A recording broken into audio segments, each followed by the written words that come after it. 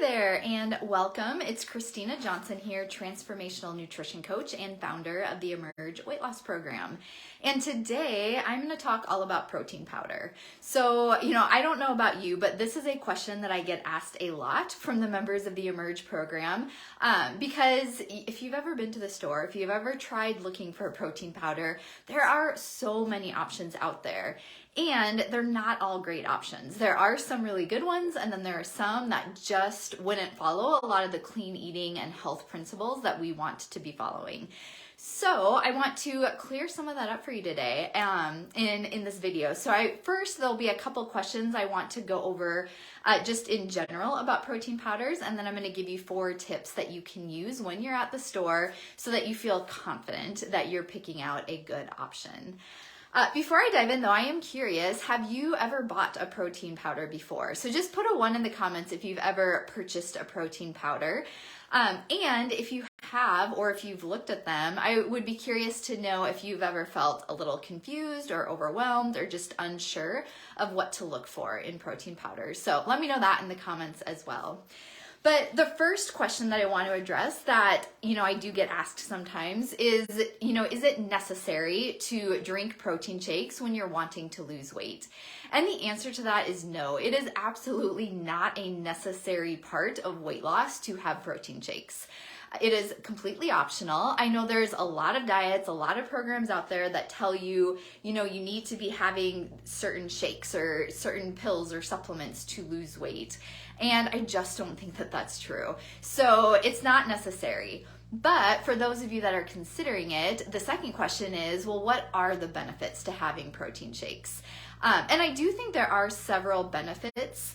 The first one being, and what's really important to keep in mind, is that when you are trying to lose weight and just trying to improve your overall health, it is really, really, really important that you're getting enough protein in your diet. And, in all honesty, I've worked with hundreds of women by now, helping them lose weight. And what I find is when they first come to me, I would say the majority of people are not getting enough protein, especially at breakfast and lunch. So that's the one thing to keep in mind, is that when you are working on improving your health and trying to lose weight, you do need to make sure that you're getting enough protein. And the struggle with that for a lot of women is that, it just can feel a little challenging or time consuming to get protein in. So especially if you're relying on meat, not everybody wants to have meat 3 times a day, or you don't have the time to prepare it, or you just get bored with it and want some variety. The other issue is that a lot of sources of protein, they're good sources of protein, but they don't have enough. Like eggs, for example. If you have 2 eggs, I think it's around 12 or so grams of protein, which is decent, but it's about half of what you probably want at most meals. Or plant-based sources of protein. I just saw something the other day that if you want to get 25 grams of protein, which is a pretty, average amount in a meal, if you want to eat enough quinoa to get 25 grams of protein, you would need to eat 3 cups of quinoa. And just picture that. 3 cups of quinoa is a lot of quinoa. I don't think most of us are going to be eating 3 cups of quinoa. So what the benefit of a protein shake is that it's really easy to make. It's a quick source of protein. It probably takes most of my clients about 5 minutes or less to make. You're getting enough protein in one meal in the protein shake by itself. You can easily get 20 to 30 grams of protein in a protein shake. And it just gives some variety so that you have another source or another option for how to get protein in. The last benefit that I'll share that is probably one of my personal favorite benefits is that there's one philosophy of the Emerge method is that we want to fuel your body with as much nutrient-dense food as possible. And there are a lot of superfoods and nutrient-dense foods that, if we're going to be honest, are just hard to eat all by themselves. They either don't have a lot of taste or they're just not easy to eat. But what a lot of the Emerge members find is that when they add those things to their protein shake, they just blend it up. They don't really taste it, and they're getting in a lot of those superfoods that way. So things like flax seeds, chia seeds, hemp seeds are all really easy to add to a shake, and you don't really taste it much. Or you could add greens powders, or vegetables, leafy greens. There's all kinds of things that you can add to your protein shake to really increase the amount of nutrients you're getting. And so that's one of my personal favorite reasons why I do protein shakes fairly often, is because I can just load them up with different nutrients. Okay, so there's some of the benefits of using protein shakes. So let's go into 4 tips to picking out a good protein powder. So number 1, the first thing to look for is when you're looking at different protein powders is you want to figure out what is the source of the protein in that powder.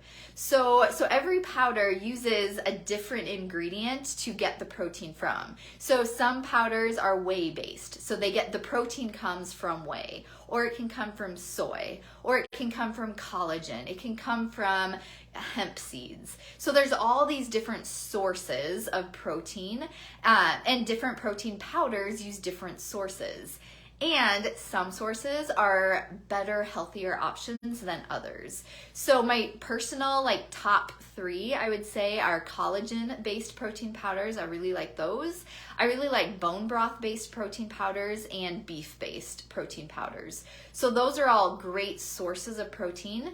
The next category would be plant-based sources of protein powders. Those can be good options as well. Things like a hemp-based protein powder, some different seeds. Sometimes there's a pumpkin seed blend or a pea-based protein powder. Those are all good options too, but I want you to be careful of 2 things. One is not everyone loves the taste of the plant-based protein powders. So if you try one of those and feel like it just tastes maybe a little earthy or a little bit of an aftertaste, it might just be that it's that source of protein. Some people like it though, so that's totally a personal preference. The other thing with the plant-based protein powders is just be aware of how it may or may not be affecting your digestive system. Like for me, if I have a rice-based protein powder, it makes me so bloated. Or a lot of people notice just other digestive symptoms, some gas, bloating, even heartburn sometimes. So if you choose a plant-based one, just pay attention to how it's affecting your digestive system, whether or not it's agreeing with you. If it is, great, that can be a good option. And then, there's certain protein powders like soy that I avoid completely. I haven't found a good quality, healthy soy-based protein. The other common one is whey, and I feel like this is kind of an on-the-fence one. There are some better brands now of whey protein powder that are maybe more like grass-fed whey. But a lot of people are also just sensitive to whey and to dairy products. And so again, you want to make certain that you're not sensitive to whey if you're going to choose that as an option. So that's the first thing to look for, is what is the source of the protein.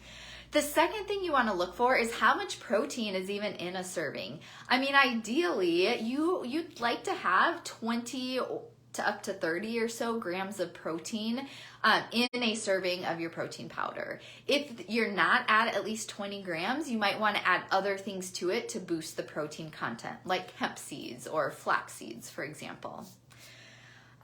Then the third thing I would look at is to look at the ingredient list on that protein powder and read through it really carefully.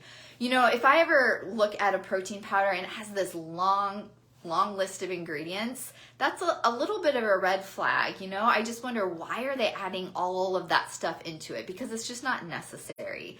Sometimes, they're adding extra things for, like extra fruits and veggies for extra nutrition. That can be okay. But just really look through that ingredient list. And if it's a longer list, like more than 5-6 ingredients, just really look at every single ingredient and ask yourself, is this an actual food product that is healthy for me? Or is it a chemical or a preservative or sugar or artificial sweetener that I don't really want in my body? So that's a big determining factor of how healthy a product is. And then the last thing is to look for added sugar. So you can look on the nutrition facts and look at where it says added sugar. Ideally, I prefer protein powders that would have 2 grams of sugar or less. Because especially if you're adding some fruit to your protein shake, we really don't need a lot of extra sugar in that. So limited added sugar, 2 grams or less, and then also look at that ingredient list to see what is the source of sugar. Sometimes there can be 0 sugar, but they put artificial sweeteners in, which I would highly, highly recommend avoiding artificial sweeteners like Splenda, aspartame, sucralose, those types of ingredients. So if it's sweetened with something like stevia, as long as you tolerate that well, that can be fine. But look at that. Look at how much sugar is in it as well. So those are my 4 tips for you. Just in general, a few brands of protein powder that I like. Vital Proteins is a good quality brand. And these are brands that are producing a good quality product. They're just higher quality. So Vital Proteins, Ancient Nutritions is another one. A Bulletproof is a brand I've used before. Primal Kitchens, they have good quality products. Thrive Market, if you're a member of that, they have a collagen that I've used that seems pretty good. Designs for Health is the one that I personally use. I just really like the taste and the flavor, and the ingredients are clean. That's not one you can find in stores, so if that's something you're interested in, you can reach out to me. But those are just a few different options for different brands of protein powder.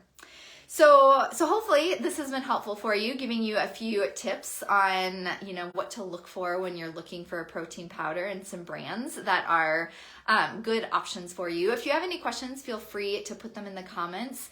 And just know that if you are wanting, I know there is so much health and weight loss information out there, and it can be really, really overwhelming. And little things, like even choosing a protein powder, can trip people up. And those are the things where it's really helpful to just have a step-by-step plan to figure out how much protein to include, where to get your sources of protein, how to include fats, how to include vegetables. And that's what we cover in the Emerge Weight Loss Program. It's all about how to create a healthy, clean eating lifestyle and to work on your relationship with food so that this can be a lifestyle that you maintain long term. So if you're interested in finding out what it would look like to work together, then you can book a complimentary call with me. I will put a link in the comments for a lose weight and keep it off breakthrough call. Feel free to click there, answer a couple questions to give me some background information, and then you will be able to schedule a call with me. All right, thanks so much for watching today. Let me know if you have any questions, and we will talk again soon. Bye.